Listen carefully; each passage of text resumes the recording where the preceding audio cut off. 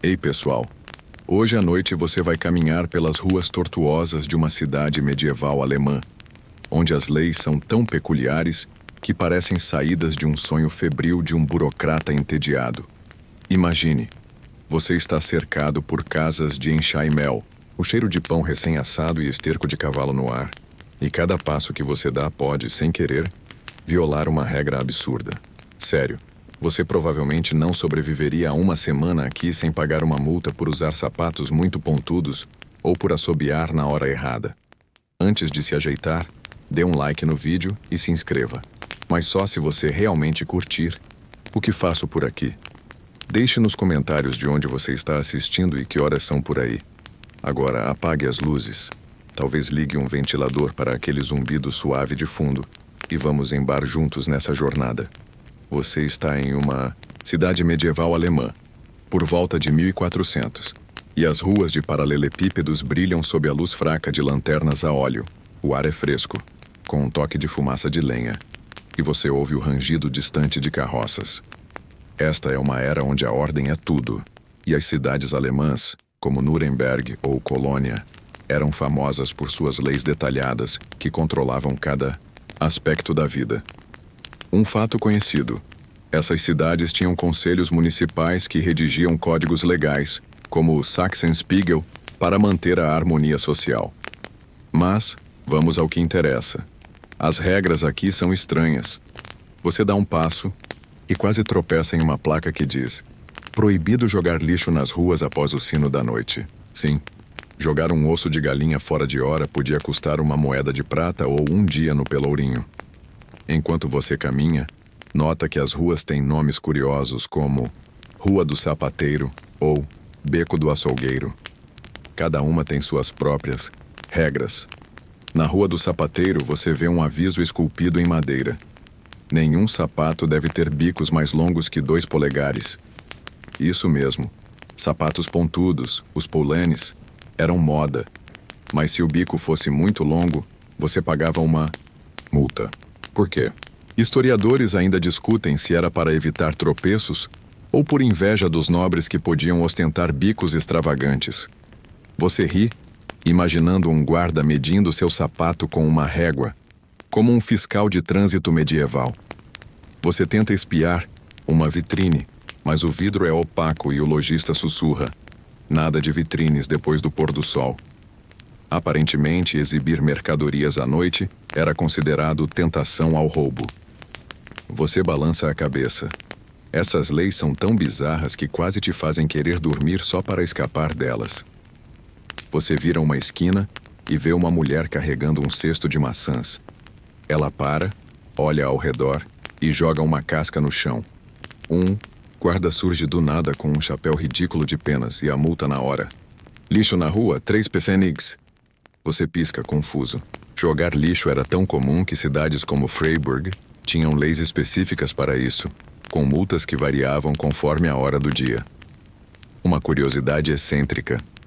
Em algumas cidades, como Augsburg, jogar lixo de propósito durante uma tempestade era permitido porque a chuva lavava o pecado. Você imagina o caos. Pessoas esperando a chuva para despejar baldes de restos na rua. Enquanto você ri dessa imagem, o guarda te encara, como se soubesse que você está pensando em quebrar alguma regra. Você segue em frente, mantendo as mãos nos bolsos só por garantia. O som de um sino ecoa. É a hora do mercado fechar. Você sente o cheiro de couro e ervas enquanto passa por barracas sendo desmontadas.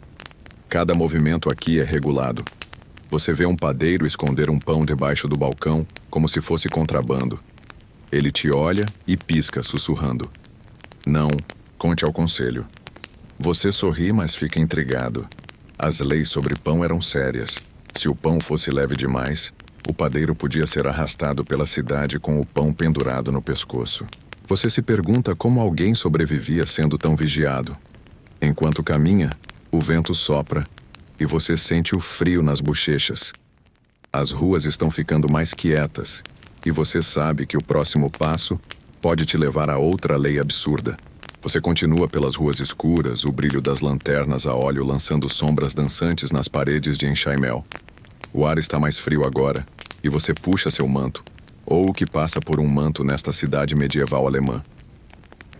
O sino da torre ecoou há pouco, sinalizando o início do toque de recolher. E você sabe que é melhor não ser pego vagando sem motivo. Você vê uma figura encapuzada à frente, carregando uma lanterna que balança suavemente. É o vigia noturno, o guardião das regras mais peculiares da noite. Um fato conhecido. Cidades como Nuremberg empregavam vigias noturnos desde o século XIII para manter a ordem e prevenir incêndios, uma preocupação constante com tantas casas de madeira. Mas as regras que esse cara impõe são de outro mundo. Você segue o vigia mantendo uma distância segura, enquanto ele patrulha a Rua dos Tecelões. Ele para, olha para uma janela onde uma vela ainda queima e bate na porta com força. "Apague essa chama ou pague 2 pfennigs", grita ele. Você pisca, confuso. Acender velas após o toque de recolher era proibido em muitas cidades como Colônia para evitar incêndios. Mas aqui vem a curiosidade excêntrica. Em algumas cidades, como Regensburg, você podia manter uma vela acesa se ela estivesse dentro de um chifre de boi translúcido, uma espécie de lanterna medieval improvisada. Você imagina o trabalho de esculpir um chifre só para ler à noite, como se fosse um abajur hipster de 1400. Enquanto você acompanha o vigia, ele te olha com desconfiança. "O que você está fazendo fora tão tarde?" Ele pergunta, a lanterna iluminando seu rosto barbudo. Você murmura algo sobre estar perdido e ele resmunga apontando para uma placa de madeira. Nada de andar sem lanterna depois do sino.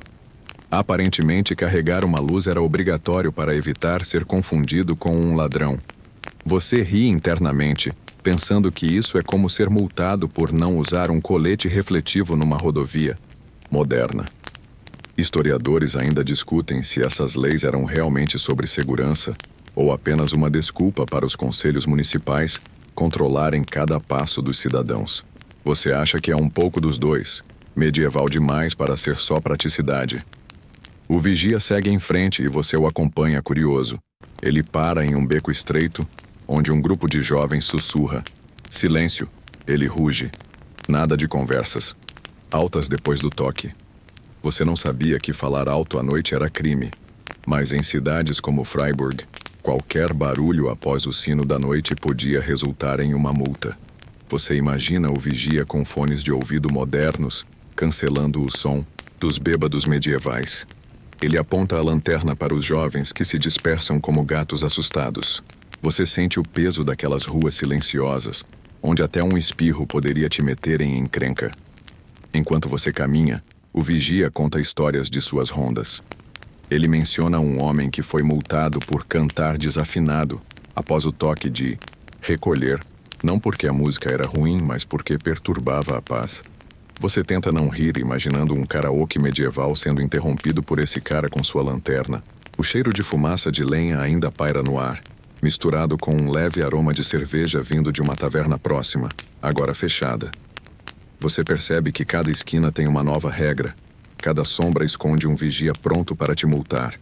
O frio aperta e você ajusta seu manto, pensando no quanto essas leis absurdas tornam a vida aqui um jogo de equilíbrio. Você segue o vigia, sabendo que a próxima rua trará mais surpresas.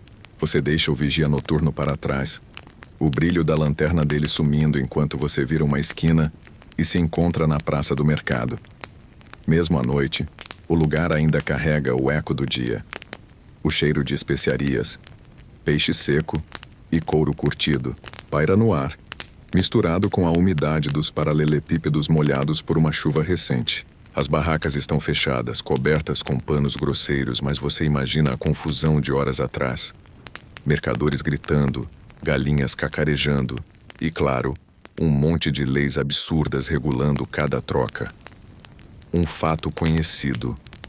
Mercados medievais, alemães como os de Lübeck, eram o coração econômico das cidades com regras rígidas para garantir preços justos e qualidade. Mas as leis que você descobre aqui são tão estranhas que parecem inventadas por alguém com muito tempo livre. Você para diante de uma barraca vazia, onde uma placa de madeira diz: Proibido vender cebolas depois do meio-dia. Você pisca, tentando entender. Cebolas? Sério? Em cidades como Augsburg, algumas mercadorias como cebolas ou alho só podiam ser vendidas pela manhã, supostamente para evitar que comerciantes enganassem clientes com produtos velhos à luz fraca da tarde. Uma curiosidade excêntrica. Em Nuremberg, havia uma lei que proibia vender peixe se ele cheirasse demais. Quem decidia o cheiro demais? Um oficial do mercado, chamado Fischmeister, literalmente cheirava cada peixe. Você ri, imaginando esse cara com um nariz treinado, como um sommelier de peixe podre. Enquanto você caminha pela praça, nota marcas no chão onde as barracas devem ficar. Cada centímetro é regulado. Você vê uma linha desenhada com giz e uma inscrição. Nenhuma barraca além desta linha.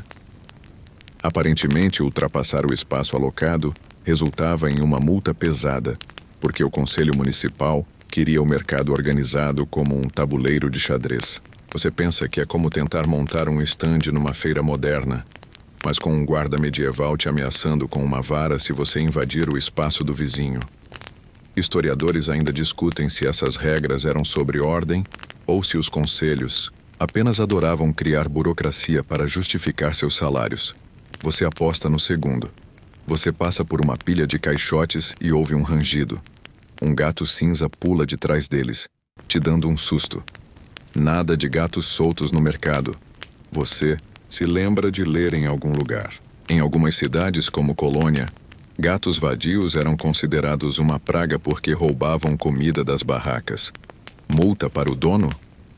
Um pfennig por pata. Você ri, imaginando alguém contando as pernas de um gato para calcular a multa. O gato te encara como se soubesse que está violando a lei e desaparece na escuridão.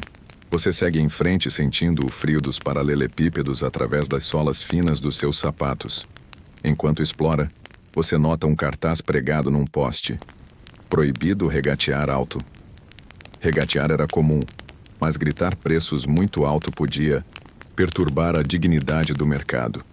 Você imagina um mercador moderno tentando vender algo no Mercado Livre, mas sendo silenciado por um moderador medieval. O mercado agora está silencioso, exceto pelo som distante de um cão latindo. Você sente o peso dessas regras, cada uma mais estranha que a outra, te envolvendo como uma névoa. Você se pergunta como os mercadores sobreviviam a tantas restrições, e a próxima esquina promete mais leis bizarras para descobrir. Você sai da praça do mercado, ainda rindo do Fischmeister cheirando peixes, e segue por uma rua estreita onde o cheiro de lã úmida e cera derretida toma o ar. As casas aqui são mais altas, com vigas de madeira projetando-se como sobrancelhas sobre as janelas. Você está entrando no bairro dos artesãos onde as guildas, associações de ofícios como tecelões, ferreiros e sapateiros, reinam supremas. Um fato conhecido. As guildas medievais alemãs, como as de Frankfurt, eram poderosas, controlando a qualidade do trabalho e até a vida social dos membros. Mas as regras que você encontra aqui são tão peculiares que parecem escritas por alguém com uma obsessão por detalhes inúteis.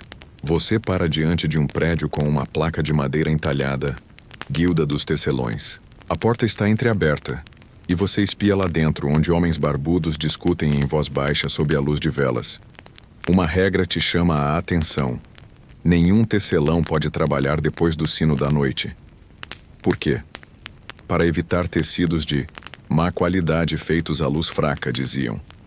Mas a curiosidade excêntrica é ainda melhor.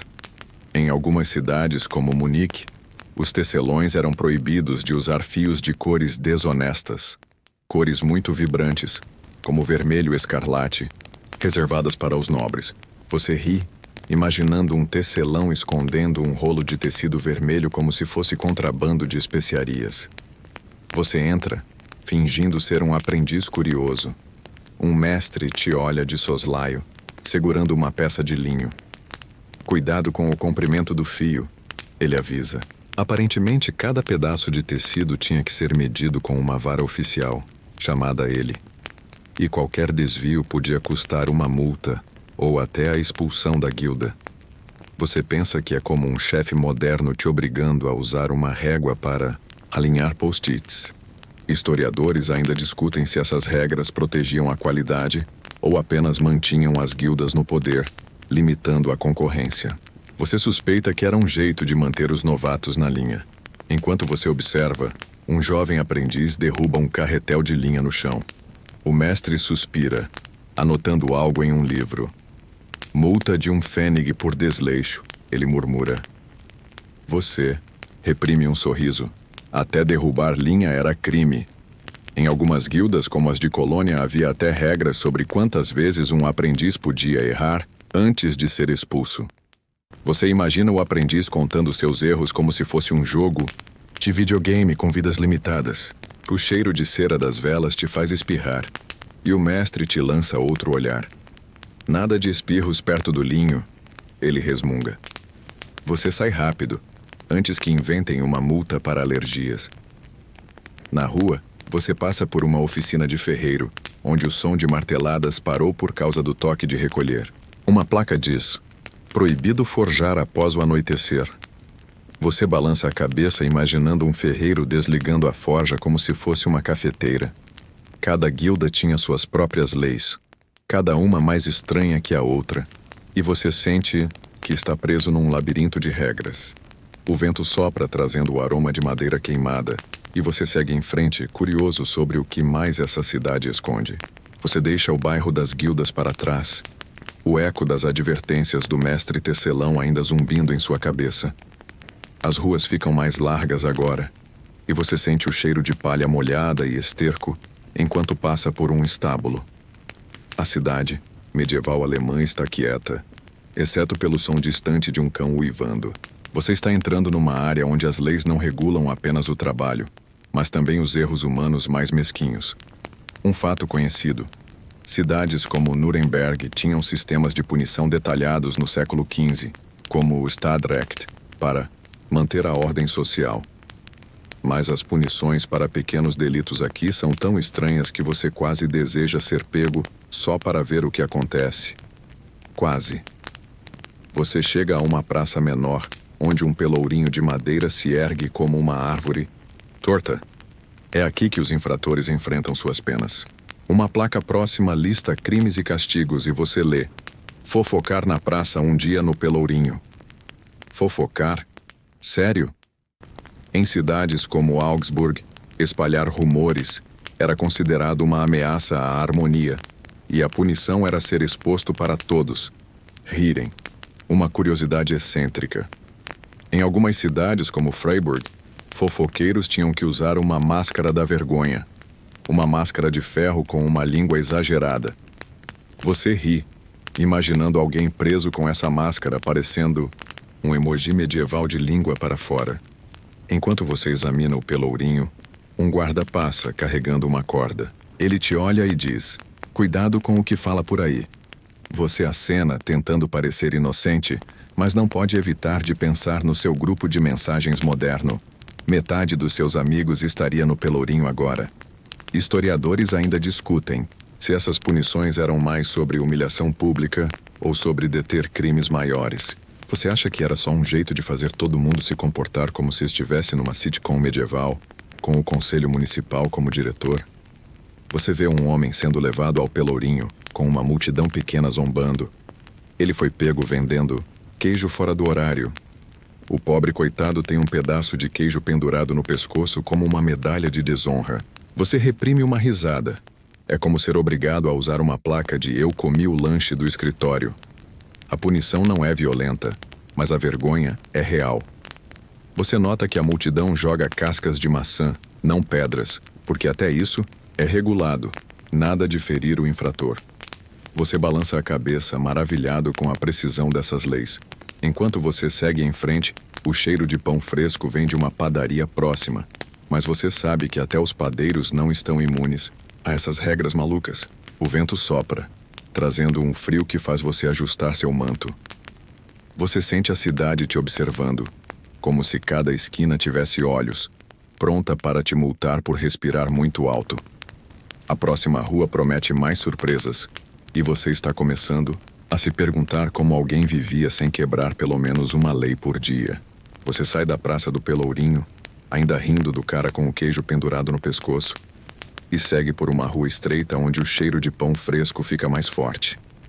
As casas aqui têm janelas pequenas, e o brilho quente das lareiras escapa pelas frestas, iluminando os paralelepípedos úmidos. Você está se aproximando de uma padaria, onde a vida dos padeiros é governada por leis tão precisas que parecem uma receita para o caos. Um fato conhecido.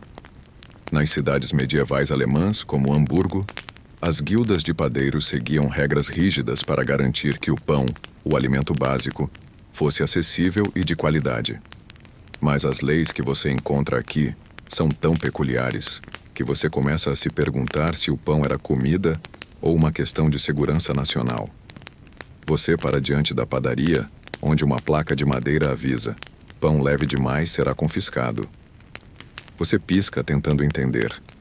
Em cidades como Nuremberg, cada pão tinha que atender a um peso exato medido com balanças oficiais. Se fosse leve demais, o padeiro enfrentava uma punição humilhante, como ser arrastado pela cidade com o pão criminoso pendurado no pescoço. Uma curiosidade excêntrica. Em Augsburg, padeiros pegos trapaceando eram às vezes mergulhados numa gaiola no rio, uma prática chamada Bäckerstuhl. Você ri, imaginando um padeiro ensopado, parecendo um biscoito molhado, enquanto a multidão aplaude. É como ser cancelado no Twitter medieval, mas com mais água gelada. Você entra na padaria, sentindo o calor do forno e o aroma de centeio. Um padeiro suado, com farinha no avental, pesa um pão com tanto cuidado que parece estar desarmando uma bomba. Se estiver 1 grama abaixo, estou ferrado, ele murmura. Você acena, tentando não rir. As leis sobre pão eram tão sérias que inspetores, chamados Brotmeister, faziam rondas diárias. Você imagina esse cara com uma balança, como um fiscal do Procon medieval anotando infrações num pergaminho. Historiadores ainda discutem se essas regras protegiam os consumidores ou apenas enchiam os cofres da cidade com multas. Você acha que era um pouco dos dois. Afinal, quem não gosta de um pão quentinho e um bom drama? Enquanto observa, um aprendiz deixa cair um pão no chão. O padeiro-chefe grita: "Isso é um pfennig de multa."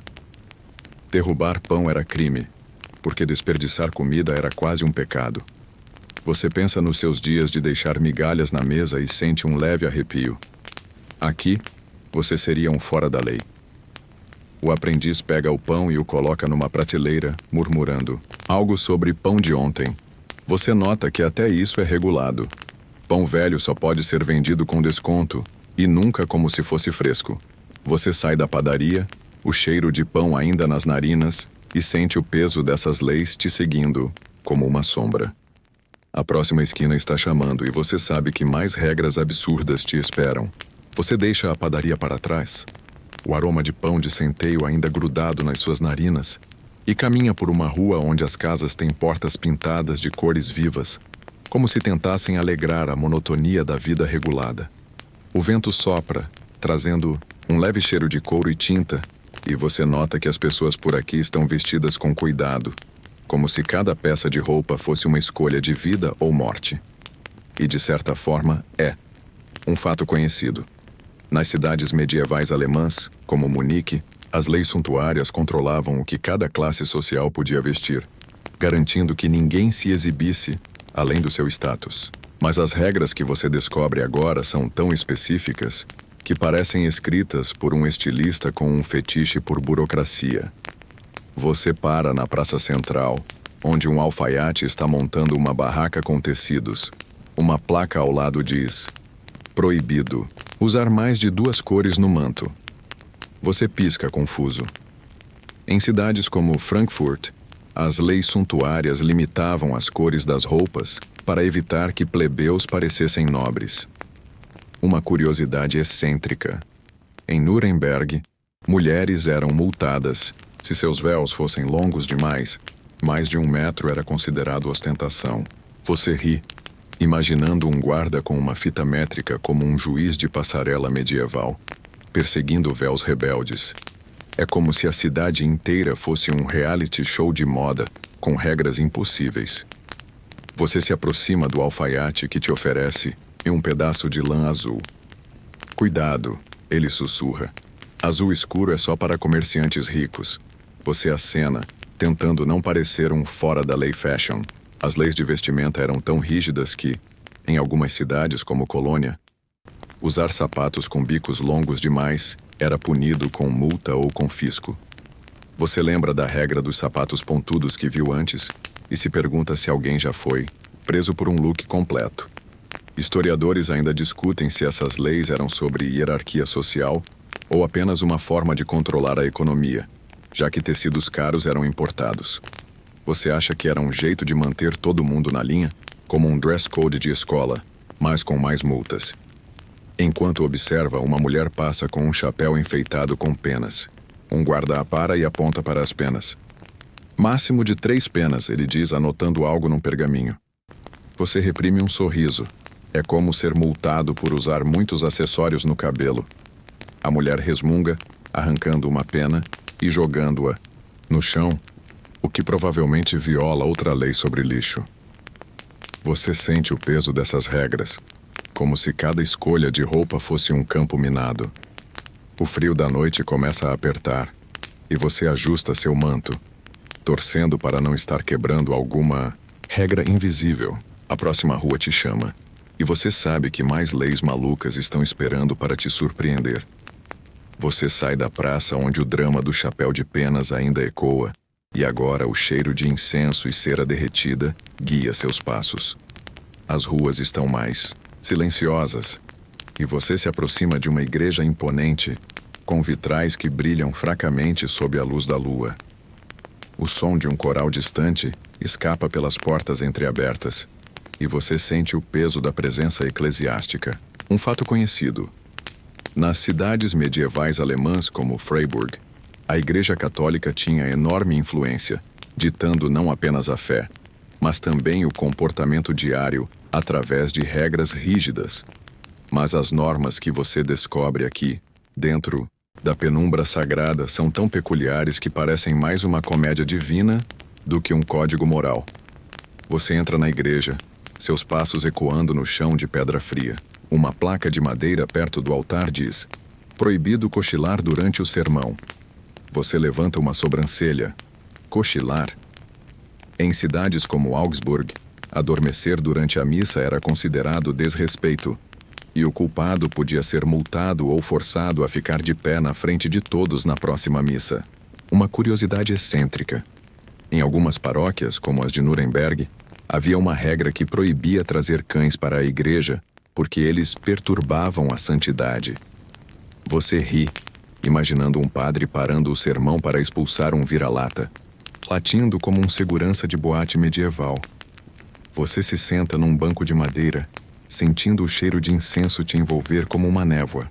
Um diácono passa carregando um livro pesado e te lança um olhar desconfiado. Nada de tossir alto.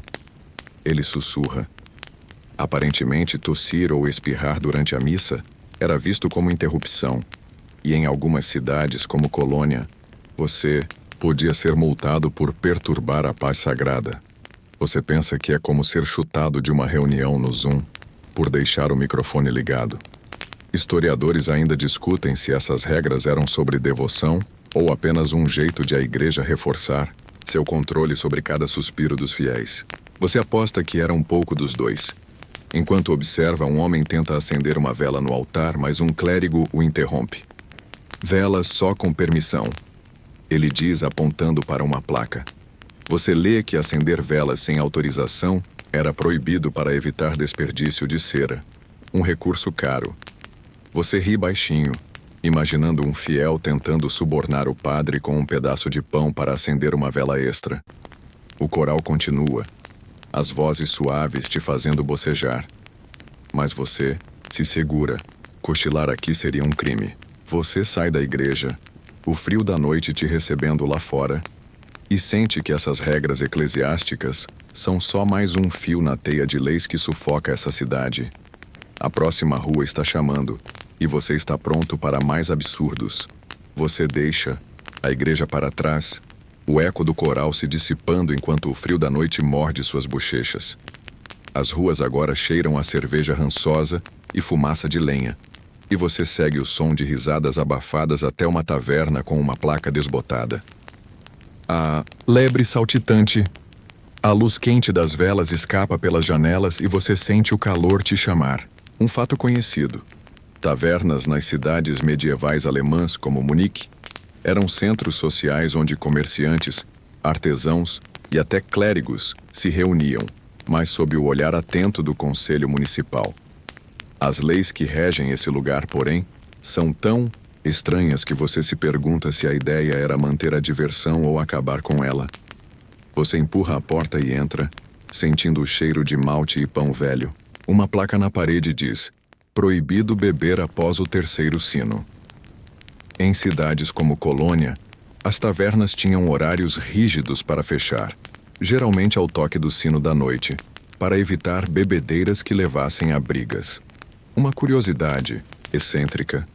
Em Nuremberg, havia uma lei que limitava o número de canecas por pessoa. 3 era o máximo, a menos que você fosse um convidado de honra. Você ri, imaginando um taverneiro contando canecas como um barista moderno limitando shots de espresso. É como se a cidade quisesse que todos fossem sóbrios o suficiente para não quebrar outra lei. Você se senta numa mesa de madeira pegajosa e um homem barbudo te oferece uma caneca de cerveja aguada. Cuidado, ele sussurra. Nada de cantar alto. Aparentemente, cantar músicas indecentes após o toque de recolher era proibido, e o taverneiro podia ser multado se permitisse. Você pensa que é como ser expulso de um karaokê por escolher uma música meio picante. Historiadores ainda discutem se essas regras eram para manter a moral ou apenas para evitar que as tavernas virassem um caos noturno. Você acha que era uma desculpa para multar qualquer um que parecesse estar se divertindo demais. Enquanto você observa, uma mulher tenta dançar ao som de um alaúde, mas o taverneiro a para.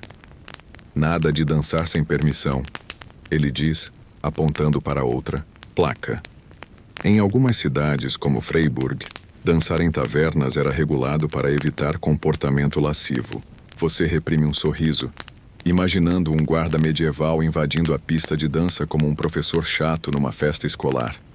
A taverna está cheia, mas a energia é contida, como se todos soubessem que um passo errado poderia custar um pfennig. Você toma um gole da cerveja, que é tão fraca que parece chá de cevada, e sente o peso dessas regras te cercando. Você sai, o frio da rua te envolvendo novamente, e sabe que a próxima esquina trará mais leis absurdas para descobrir. Você sai da taverna, o gosto da cerveja aguada ainda na boca, e o frio da noite te faz estremecer enquanto você ajusta o manto. As ruas estão mais escuras agora, iluminadas apenas por tochas esparsas, e o cheiro de fumaça se mistura com um leve aroma de terra molhada. Você caminha em direção à muralha da cidade, uma estrutura imponente de pedra que cerca a cidade como um abraço protetor.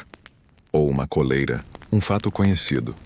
Muralhas medievais alemãs, como as de Rothenburg, eram essenciais para a defesa contra invasores, mas também vinham com um conjunto de regras tão detalhadas que você começa a se perguntar se a maior ameaça era o inimigo ou a burocracia. Você sobe uma escada estreita até o topo da muralha, onde o vento sopra mais forte, carregando o cheiro de musgo e pedra úmida. Uma placa de madeira cravada na parede diz: proibido caminhar na muralha sem permissão. Você levanta uma sobrancelha. Em cidades como Nuremberg, apenas guardas e oficiais podiam patrulhar as muralhas à noite, para evitar que cidadãos curiosos atrapalhassem a vigilância. Uma curiosidade excêntrica. Em algumas cidades como Ulm, era proibido jogar qualquer coisa da muralha, até mesmo uma maçã mordida, porque podia sinalizar inimigos imaginários. Você ri, imaginando um guarda confiscando sua maçã, como se fosse uma granada medieval. É como ser multado por jogar papel pela janela de um apartamento. Enquanto você caminha ao longo da muralha, um guarda te avista e grita: mostre sua autorização.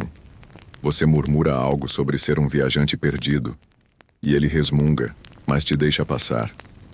As leis da muralha eram rígidas.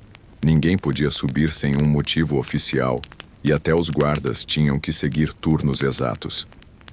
Você nota marcas entalhadas na pedra, indicando onde cada sentinela devia ficar.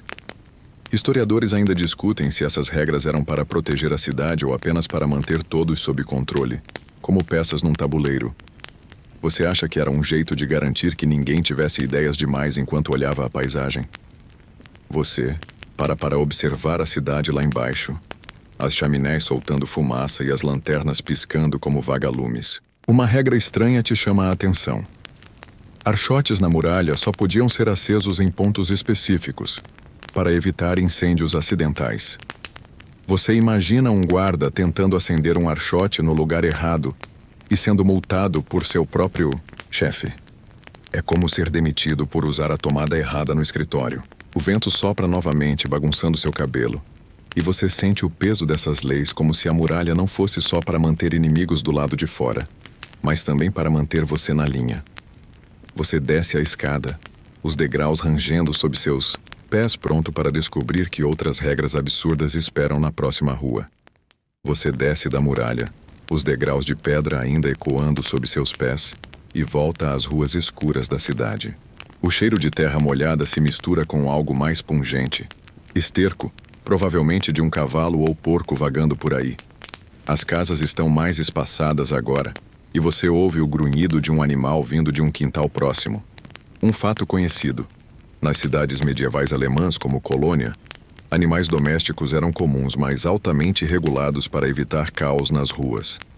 As leis que você encontra aqui, porém, são tão estranhas que parecem saídas de um manual escrito por alguém que realmente não gostava de bichos. Você para diante de uma cerca onde um porco fuça o chão. Uma placa de madeira avisa: porcos soltos após o crepúsculo, multa de 5 pfennigs. Você pisca, confuso. Em cidades como Freiburg, deixar animais vagarem à noite era proibido porque podiam causar acidentes ou comer lixo alheio. Uma curiosidade excêntrica. Em Augsburg, havia uma lei que exigia que porcos usassem sinos no pescoço para serem localizados no escuro. Você ri, imaginando um porco tilintando pela cidade como um enfeite de Natal ambulante. É como colocar um rastreador GPS no seu cachorro, mas com menos tecnologia e mais charme medieval. Enquanto você observa, um homem corre atrás de uma galinha que escapou de um quintal. "Volta aqui, sua fugitiva!" ele grita, e você reprime um sorriso. Galinhas soltas também eram um problema, e em algumas cidades, como Nuremberg, o dono podia ser multado se o animal fosse pego bicando o jardim do vizinho. Historiadores ainda discutem se essas leis eram para manter a ordem ou apenas para encher os cofres municipais com multas de cidadãos desavisados. Você acha que era um jeito de transformar até os bichos em cidadãos obedientes? Você segue em frente e vê um guarda cutucando um bode com uma vara. "Nada de bodes na rua principal", ele resmunga, apontando para uma placa que proíbe animais grandes fora de áreas designadas. Você se pergunta o que conta como grande: um bode? Um porco gordo? A falta de clareza te faz rir, como se as leis fossem feitas para confundir de propósito, como um formulário de imposto moderno. O bode te encara, mastigando algo que parece suspeitosamente com uma couve roubada, e você decide não se meter. O frio da noite aperta, e o som dos sinos distantes te lembra que ainda há mais regras absurdas esperando por você. Você ajusta o manto e segue para a próxima esquina, curioso sobre o que mais essa cidade regula com tanto afinco. Você deixa o bode e seu dono discutindo com o guarda, o tilintar de um sino de porco ainda ecoando em sua mente, e segue por uma rua que leva à praça central da cidade. O ar está pesado com o cheiro de fumaça de lenha e um leve toque de ervas secas, provavelmente de algum boticário próximo. Você chega ao prédio do Conselho Municipal, uma estrutura de pedra com janelas altas e uma porta reforçada que parece gritar autoridade. Um fato conhecido. Nas cidades medievais alemãs como Munique, o Conselho Municipal, ou Rat, era o coração do governo local, criando leis para tudo, desde impostos até o tamanho das carroças. Mas as decisões que você ouve aqui, vindas do prefeito e seus conselheiros, são tão bizarras que parecem saídas de uma reunião onde todos tomaram cerveja aguada demais. Você entra no salão do conselho, onde homens de mantos longos discutem ao redor de uma mesa de carvalho. Uma placa na parede diz: proibido tossir durante as reuniões. Você levanta uma sobrancelha. Tossir de novo?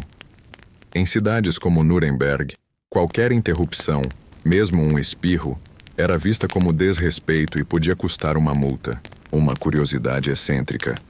Em Augsburg, o prefeito podia multar conselheiros por falar fora da vez.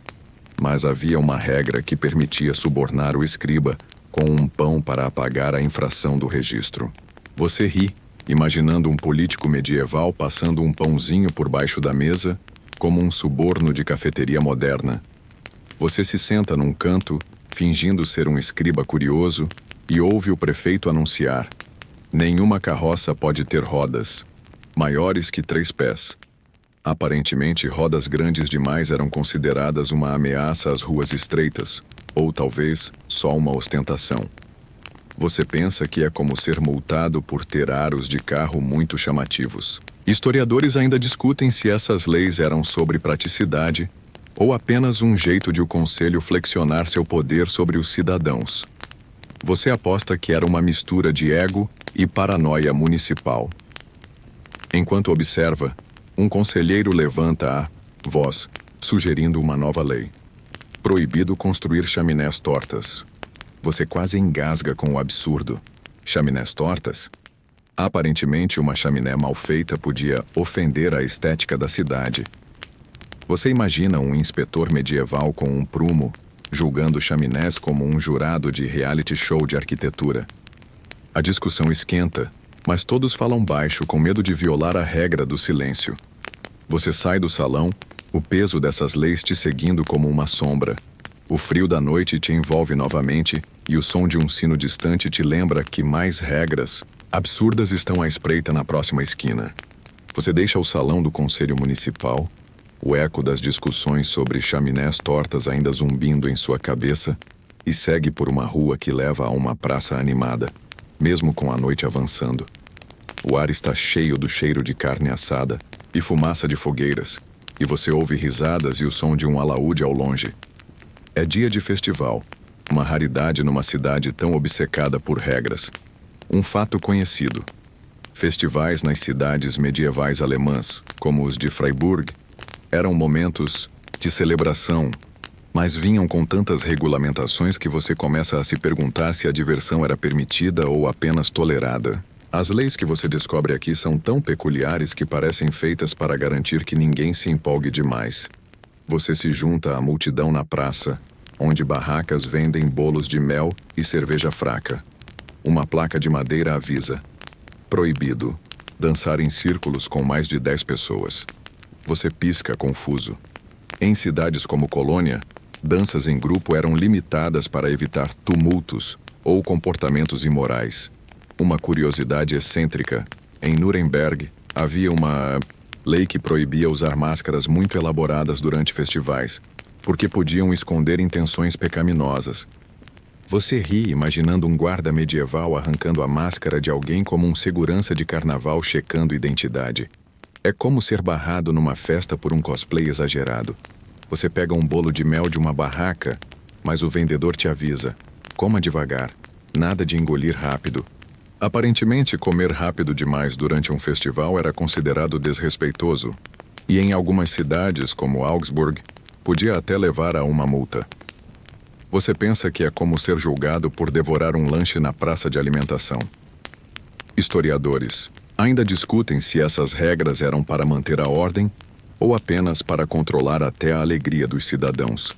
Você acha que era um jeito de garantir que mesmo a diversão tivesse um toque de burocracia? Enquanto você caminha pela praça, uma mulher passa com um chapéu enfeitado com flores. Um oficial a para, apontando para as flores. Máximo de 5 pétalas visíveis. Ele diz anotando algo. Você reprime um sorriso, imaginando o oficial contando pétalas como se fosse um botânico fiscal. A multidão continua dançando, mas com cuidado. mantendo os círculos pequenos e os passos contidos. Você sente o calor da fogueira nas bochechas, o doce do bolo de mel na língua, mas também o peso dessas leis, como uma coleira invisível. O festival é alegre, mas cada risada parece calculada. Você segue em frente, sabendo que a próxima rua trará mais regras absurdas para desvendar. Você deixa a praça do festival para trás, o som do alaúde e o doce do bolo de mel ainda pairando em sua mente, mas a noite está mais escura agora, e as ruas estão quase desertas. O ar carrega, o cheiro de palha úmida e o leve aroma de cera das lanternas que tremeluzem nas esquinas. Você caminha com cuidado, os paralelepípedos escorregadios sob seus pés, porque sabe que até o silêncio desta hora tem suas próprias regras. Um fato conhecido. Nas cidades medievais alemãs, como Nuremberg, a noite era fortemente regulada para manter a paz, com leis que controlavam qualquer barulho que pudesse perturbar o sono dos cidadãos. Mas as regras que você descobre agora são tão absurdas que parecem feitas para transformar a noite num teste de autocontrole. Você passa por uma casa onde uma janela está entreaberta e um leve som de conversa escapa. Uma placa de madeira, ao lado da porta, avisa: proibido falar alto após o segundo sino. Você balança a cabeça incrédulo. Em cidades como Freiburg, qualquer ruído após o toque de recolher, seja uma risada, um espirro ou até o ranger de uma porta, podia resultar numa multa, uma curiosidade excêntrica. Em Augsburg, tocar um instrumento musical à noite, mesmo dentro de casa, era proibido a menos que você tivesse uma permissão especial do conselho. Você ri, imaginando um flautista escondendo seu instrumento como se fosse um contrabandista de especiarias. É como ser multado por tocar violão na varanda depois das 10. Enquanto você caminha, um vigia noturno aparece, sua lanterna balançando como um vagalume. Silêncio, ele sussurra, te encarando como se você fosse pessoalmente responsável por qualquer barulho. Você aponta para seus pés que mal fazem som, e ele resmunga, continuando sua ronda. As leis de silêncio eram tão rígidas que, em algumas cidades, até o latido de um cachorro podia custar ao dono uma moeda de prata. Historiadores ainda discutem se essas regras eram para garantir o descanso ou apenas para reforçar o controle municipal sobre cada suspiro. Você acha que era um jeito de fazer todo mundo andar na ponta dos pés, literal e figurativamente. Você passa por uma taverna fechada, onde o cheiro de cerveja rançosa ainda vaza pela porta. Uma placa diz: proibido abrir janelas à noite. Aparentemente, janelas abertas podiam deixar o barulho escapar e perturbar a paz. Você reprime um sorriso, imaginando um guarda medieval fechando janelas como um zelador obcecado por regras de condomínio. O silêncio da cidade é quase opressivo agora, e você sente o peso dessas leis como uma manta pesada.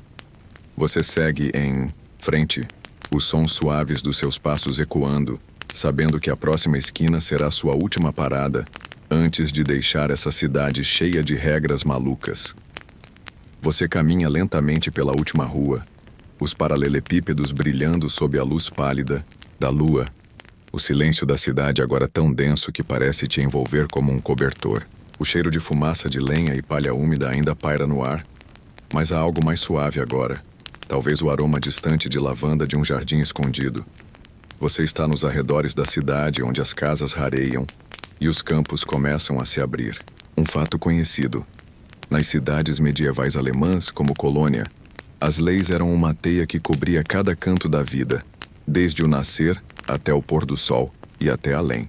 Mas enquanto você reflete sobre as regras absurdas que encontrou, das máscaras da vergonha aos sinos de porco, você percebe que essa cidade, com toda a sua rigidez, é um lugar que pulsa com histórias. Você para perto de um portão da cidade, onde uma placa final te pega de surpresa. Proibido sair sem saudar o guarda. Você olha ao redor, mas o guarda está cochilando, encostado numa lança. Em cidades como Nuremberg, dizer adeus aos guardas era uma formalidade, supostamente, para garantir que ninguém fugisse sem pagar multas. Uma curiosidade excêntrica. Em algumas cidades, como Augsburg, viajantes tinham que deixar um presente simbólico ao sair, como uma maçã ou um pão. Você ri, imaginando oferecer uma maçã mordida ao guarda, como se fosse um pedágio medieval. É como dar gorjeta num restaurante, mas com mais burocracia. Enquanto você fica ali olhando para o portão, o peso das leis começa a se dissipar. Você pensa nas regras malucas, os sapatos pontudos, as chaminés tortas, as pétalas contadas, e percebe que, apesar do absurdo, elas criavam uma ordem estranha, quase reconfortante. Historiadores ainda discutem se essas leis eram sobre controle ou sobre construir uma comunidade onde todos sabiam seu lugar. Você acha que era um pouco dos dois, como um jogo onde as regras são tão loucas que você só pode rir e seguir em frente? Você dá um último olhar para a cidade, suas luzes tremeluzindo como estrelas caídas. O guarda resmunga no sono e você decide não perturbá-lo. Já violou regras suficientes por uma noite.